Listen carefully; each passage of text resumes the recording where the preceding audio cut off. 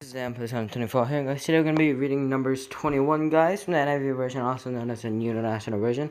If you guys want to go ahead and read along, you guys can go ahead and go to BibleGuild.com, or you guys can go ahead and go get your own Bible. I don't really care how you guys are going to do it, but let's get started. Numbers 21, Arad destroyed. When the Canaanite king of Arad, who lived in the Negev, heard that Israel was coming along the road to Atrium, he attacked the Israelites and captured some of them. Then Israelite made his vow to the Lord, "If you will deliver these people into our hands, we will totally destroy their cities." The Lord listened to Israel's plea and gave the Canaanites over to them.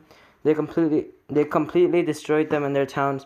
So the place was named Hormah, the bronze snake. They traveled from Mount Hor along the route to the Red Sea to go around Edom, but the people grew impatient on the way. They spoke against God and against Moses and said, "Why have you brought us out of Egypt to die in the wilderness? There is no bread, there is no water, and we detest this miserable food."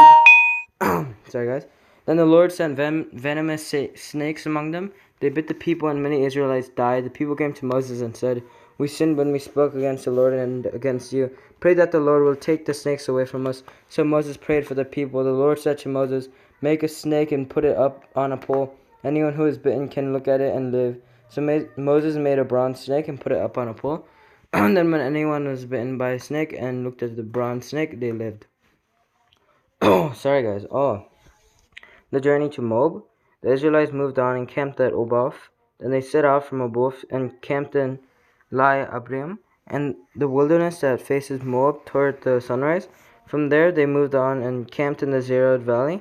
They set out from there and camped alongside the Arnon, which is in the wilderness extending into Amorite territory. The Arnon is the border of Moab, between Moab and the Amorites. That is why the book of the wars of the Lord says, Zahab and Safa and the ravines, the Aran, and the slopes of the ravines that lead to the settlement of Ar, and lie along the border of Moab.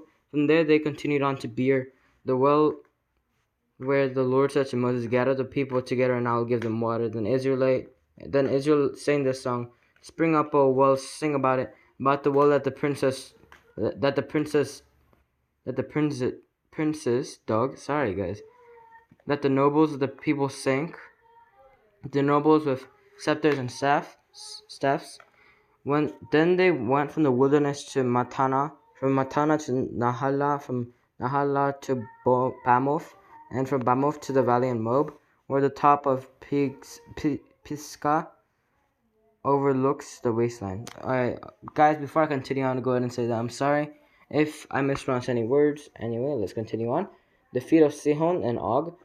Israel sent messengers to say to Sihon, king of the Israel sent messengers to say to Sihon, king of the Amorites, "Let us pass to your country. We will not turn aside into any field or vineyard or drink water from any well. We will travel along the king's highway until we have passed through your territory."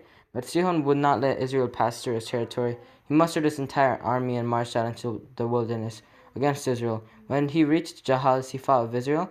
Israel, however, put him to the sword and took over his land, from the Arnon to the Jabbok, but only as far as Ammonites, because their border was fortified.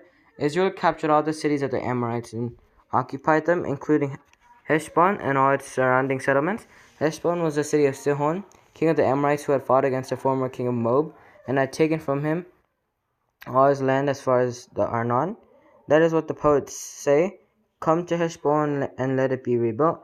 Let Sihon's cities be restored." Fire went out from Heshbon, a blaze from the city of Sihon. It consumed Ar of Moab, the city of sins of Arnon's heights. Woe to you, Moab! You are destroyed, people of Chemosh. He has given up his sons as fugitives and his daughters as captives to Sihon, king of the Amorites.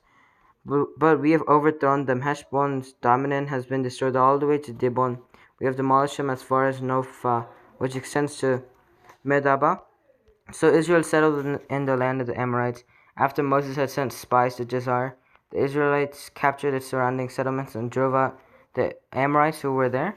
Then they turned and went up along the road toward Bashan, and Og, king of Bashan, and his whole army marched out to meet them in battle at Idri. The Lord said to Moses, "Do not be afraid of him, for I have delivered him into your hands, along with his whole army and his land. Do to him what you did to Sihon, king of the Amorites, who resigned in Heshbon. So they struck him down together with his sons and his whole army, leaving them no survivors, and they took possession of his land. I hope that you guys enjoyed. Make sure to subscribe. Make sure to click the like button.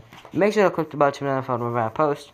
And yeah, guys, in the end, I'm sorry that pretty much I may have been mumbling a lot. But anyway, yeah, I hope that you guys really enjoyed, and I guess I'll see you guys next time. Bye.